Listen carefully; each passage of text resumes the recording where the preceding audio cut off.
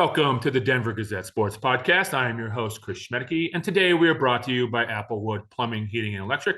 They have been serving Denver residents for 50 years. They are the proud sponsor of the Colorado Avalanche and the proud sponsor of this podcast, where we are talking on a Tuesday morning about the Broncos lost to the Houston Texans 22-17. So I'm joined by Chris Thomason. Chris, how are you today? Doing fine. Great to be here.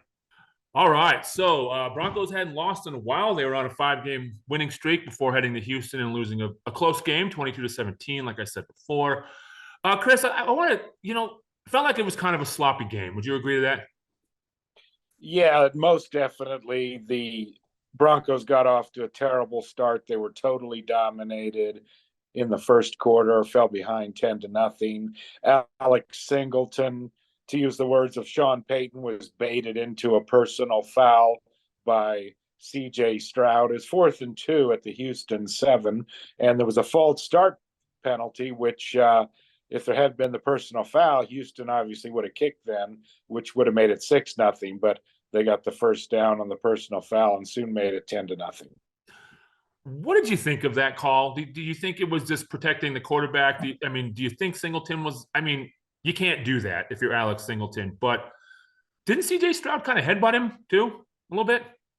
Yeah, well, they kind of went head to head, and also I thought Shaq Mason, the guard, he came in and shoved Alex Singleton after the play. So I asked Singleton after the game, well, don't you think it should have at least been offsetting penalties because of that? And he said, well, you know how it is. They protect the quarterback in this league. The bottom line, he's right. The quarterback is going to get the benefit of the doubt. And there was no purpose for Singleton to do that. The play was dead. The whistle had blown, and you move on. Yeah, it was kind of a strange play. Singleton seemed pretty hot throughout the game. I don't know what was going on there, but he seemed to be pretty hot throughout the game.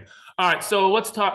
During this win streak, the one thing we've talked about is that the Broncos have forced turnovers. Well, they didn't force any on Sunday, and they gave the ball away 3 times. Russell Wilson had 3 picks. I think we can both agree that is not a recipe for success for this Broncos team. Yeah, it's a tribute to their resilience that they were even in the game at the end. They were down 16-3, and it looked like it was just going to be an absolute routine win by the Texans. Then Wilson hits Cortland Sutton for 45 yards, and it's a game 16-10. But then Wilson ends up throwing 3 interceptions in the final 16 minutes. The first one was tipped. That probably might not have been his fault. But the second one, he put too much air under it, throwing deep to Cortland Sutton. And the last one, it's 3rd and 8, throws an interception with 9 seconds to go. Lucas Krull, why is he throwing to him? He should have just thrown the ball away, and they could have regrouped and had one final play on 4th down. So Sean Payton called that play chaos. Was that like the actual name of the play, or was he just more making a joke that they didn't seem to be on the same page at all? No. He said yesterday, well, we don't have a name for that play, but let's call it chaos. Okay. That's not the real name for it. And then he later called it street ball. He said that it was just a terrible situation from the get-go. There were 3 receivers on one side, 1 on the other. The receivers didn't shift properly, and then Russell Wilson gets pressure from the edge. He rolls out and threw a pretty bad pass to Lucas Krull. He said he tried to throw it high, but he didn't throw it high because Krull's a lot taller than Jimmy Ward, and Jimmy Ward, easily got it. And also throwing to a guy who's had, 1 target this year before that play? He's had no career receptions. Okay. It was his 3rd NFL game. It was his 2nd target this season. He's never caught an NFL pass. And my question to Payton yesterday was, why was he even in the game? And then Payton talked about the, quote, chaos of the last play. And he said that he's a speed guy in that particular personnel grouping. But if he's so good in that grouping, why is he on the practice squad and being elevated only twice during the season? Adam Troutman, their top tight end with Greg Dulcich, hurt, wasn't in the game, and he had a impressive touchdown catch last week. Yeah, tight ends are not really part of their offensive game plan very much without Dulcich, are they? No, not at all. I mean, Chris Manhertz has caught like one pass this year. Nate Atkins maybe has four. Lucas Kroll none. Uh, Troutman had a couple catches, in the game against the Browns, including that touchdown reception. And then I think he had some against. Well, he had one against the Browns. He had two against the Vikings. So he at least had three receptions in the previous two games. So you talked about Russell Wilson being under pressure, and he was under pressure for most of the game. Will Anderson proved that was he the third pick in the draft, I think? Yeah. Um, but, we talked about how good the offensive line was against Cleveland. I mean, Myles Garrett was hurt in that game, but still, like, that's a good pass rush, and they kept him under wraps. But it just wasn't the case against Houston. What was? I mean, it was from the edges. It seemed like they were getting home pretty easily on Russ. Yeah, things are obviously different when you go on the road, and then there's the crowd noise and that sort of thing. And Sean Payne touched upon the communication, and Will Anderson pretty much was unleashed. I mean, he had 3 sacks heading into the game. He almost equaled that total in one game with 2, and he had the tip ball. So give him plenty of credit. But yeah, the offensive line obviously did not have the same type of game it had the previous week against Cleveland. So on off, the running game, they were losing. So I think the running game kind of went away. Was that probably why they didn't run the ball as much?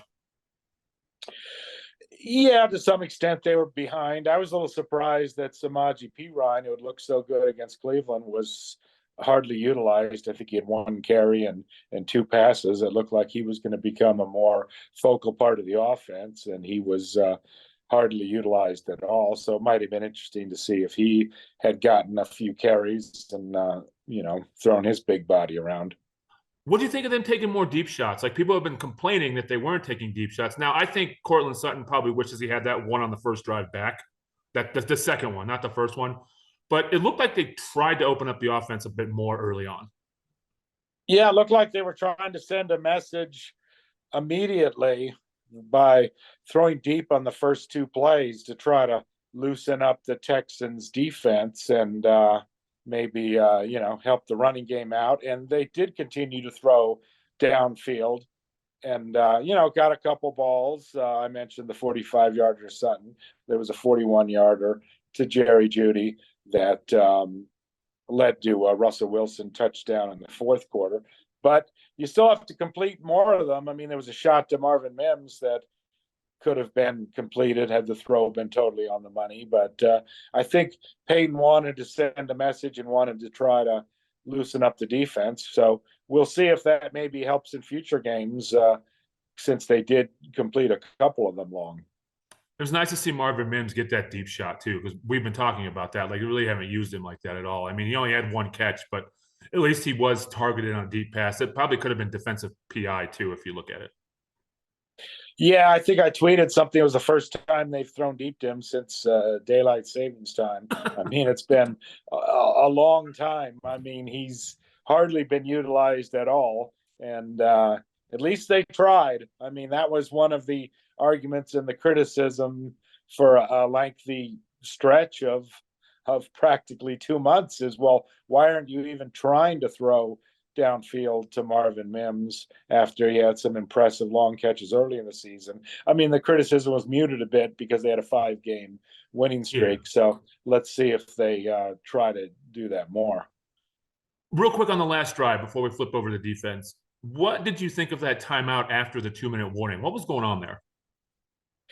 Yeah, I thought the timeouts weren't all that great, obviously, because, but even before they converted the fourth down, because basically if you maintain your timeouts, if you don't get the touchdown, you at least had a chance to stop them with 3 timeouts and then get the ball back, around midfield, you hope, on a punt. But the timeouts eliminated that. But, I think after they had 1st and goal at the 8, regardless of your time out situation, you had enough plays, you had enough time to win. So I think that took away a little bit maybe from having used the timeouts. And then there was also that play on the last drive where they seemed to waste like 35 seconds too. Yeah, clock management Was was not not good. the best during the last drive, but I think what the players said, and I would kind of concur. I mean, you've got first and goal at the 8. I Right. mean, you've got 4 plays, and you should be able to score at that particular juncture. And if they had scored, I mean, it would have looked like, oh, brilliant. There's no time left on the clock for the Texans, that sort of thing. And, they only ended up using 3 of the plays because Wilson threw the ill-advised interception. So flipping over to the defense, they got gashed pretty bad in the first half, especially big plays. Nico Collins, what do you have? Like almost 200 yards receiving. Yeah, 191. But they really tightened up in the second half and kept the Broncos in the game. So what do you think kind of flipped? Was it pressure on Stroud? Yeah, that played a key role. I mean, they had 5 sacks of Stroud in the second half after they had none on him in the first half. And also, some of the players talked after the game about communication. There was bad communication. There were some defensive breakdowns in the secondary that led to the Nico Collins catches. So I think they also got on the same page communication wise. Yeah, and I know Sertan missed a couple plays, but he came back. They didn't force a turnover though. They had the one fumble that I don't know how they didn't recover, but I think that this shows that the Broncos have a very, very slim margin of error. Yeah, I mean, that was brought up after the game. I mean, not just with takeaways, but with the playoff situation now being 6-6. But yeah, they showed they needed the turnovers to win those games. But I will say it was a credit to them staying in the game with a -3 turnover ratio. If you had said before the game that it's going to be a -3 turnover ratio, you would have thought the score would have been very lopsided, and looked like it was heading that way when it was 16-3. Well, and it just like we said, like it shows that they are a team that it's almost like everything has to go perfectly right for them to win. And they were in this game, but it didn't look good in the beginning, that's for sure. All right, let's move on a little bit more to the AFC playoff picture. So were they the 9 seed still? Is that what they are at the moment with Buffalo? Yeah, they're a game behind 3 teams. They're actually tied now with Cincinnati, Oh, Cincinnati scoring won the last night. upset That's right. win. Yeah, so they're and Buffalo. I mean, there's 3 teams at 7-5, which is Cleveland. They do hold the tiebreaker over Cleveland. Indianapolis, they don't have the tiebreaker over Indianapolis. That's conference record. They don't play them this year, and they've lost the tiebreaker to the Texans, which that hurt a lot from a Broncos standpoint.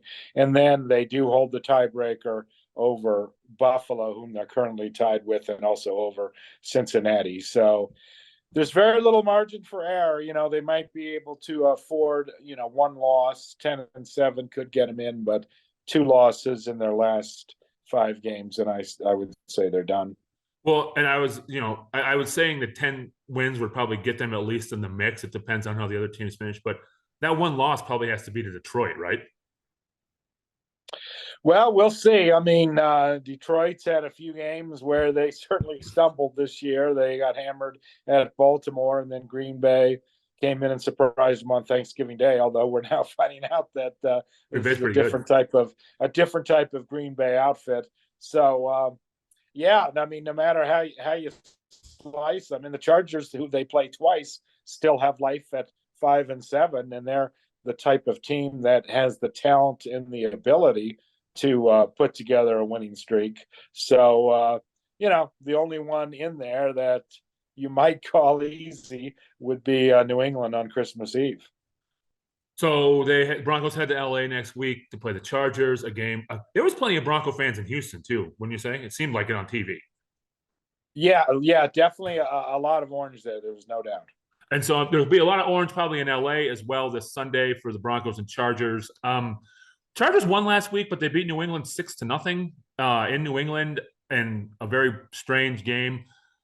The Chargers are such I don't know, enigma, maybe. I don't know the right word for it, but they are such a very strange team that, like you said, they could come out and blitz the Broncos and score 31 points, or they could struggle to move the ball. So, what do you expect on Sunday? Yeah, I mean, nobody knows what to expect from the Chargers. I mean, obviously they got Justin Herbert. You're thinking they're an offensive type team and they're going to win in a shootout, and then they beat New England 6-0. But that at least was a tribute. I mean, New England's offense isn't any good, but still a tribute to the Charger defense under Brandon Staley. I mean, he's a defensive oriented coach, and they've been ranked near the bottom in the NFL all season in defense. So that was at least encouraging for them. And then being back home, I'm sure their offense will be better. But yeah, like you said, they can beat anybody, anytime, anywhere, and lose to anybody, anytime, anywhere. All right, Chris, thanks for coming on and breaking down the Broncos game with me. Make sure you subscribe to this podcast on Apple or Spotify. Make sure you go to denvergazette.com for all of Chris's coverage of the Broncos, as well as everybody else's coverage of all the other teams in the area. And Chris, we will catch up next Monday or Tuesday to talk about the Broncos Chargers. So I will talk to you then. Sounds great. Thanks.